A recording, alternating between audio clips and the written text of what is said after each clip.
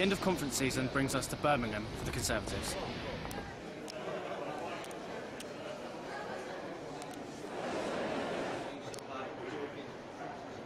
Sadly, only a handful of MPs signed our pledge against repeal of the Hunting Act. Around 20 Conservative MPs are known to oppose repeal. On Wednesday, we held a joint fringe event with Conservatives Against Fox Hunting. We had an excellent attendance which included MPs Andrew Rosendale and Dominic Raab. To start with, I'm pretty clear in my own mind about what this debate is not about. And for me, hunting has never been about civil liberties. There's no mention of it in my book. I don't think the supporters of a ban can claim the fox as human rights, and I'm sympathetic as I am with rural communities after their pretty shabby treatment by the last government. I don't believe there's a human right to hunt. I can't see a case for hare coursing, which is really pure sport, not pest control at all. And likewise, hunting deer with dogs, given their size, the length of the chase, the ability to cull by shooting, that's not something I can vote to repeal. I am also sceptical about the pest control case for fox hunting, for hunting foxes with dogs, which to me hinges on this balance of evidence about which is the least cruel method out of the various ones available, shooting, hunting, snares.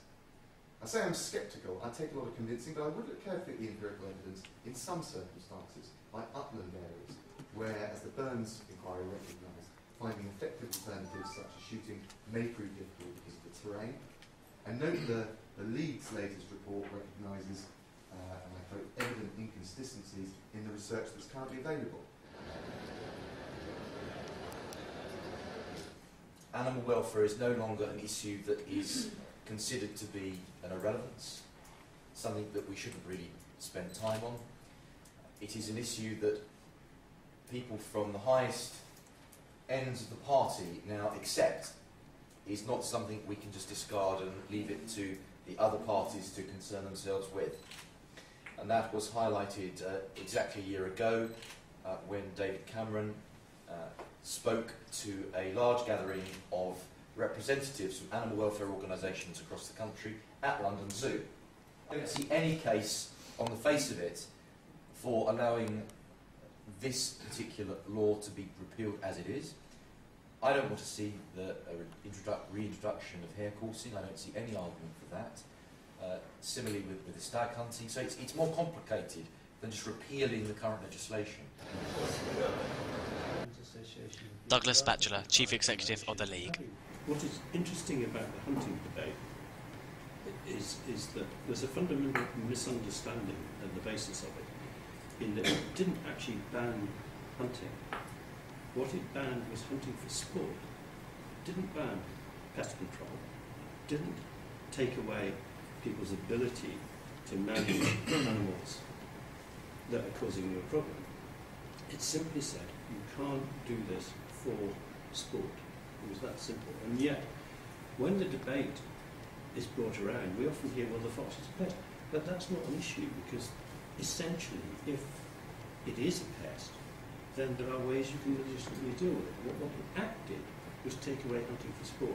I thought it was a really refreshing meeting.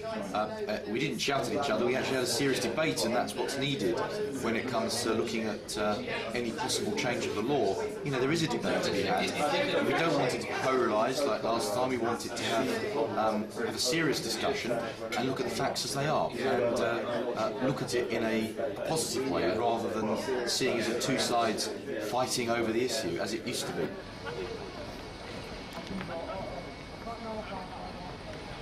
We presented our petition calling for an end to the manufacture, sale and use of snares to DEFRA Secretary of State Caroline Spelman. It had over 20,000 signatures. More people signed the petition this week at the Conservative conference than at Labour and Lib Dem conferences put together.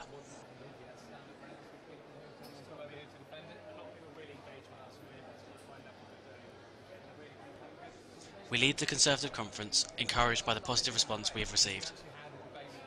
We have faced more opposition at this conference than at Lib Dem or Labour, but overall we have been very well received and we have had very promising discussions with a number of Conservative politicians.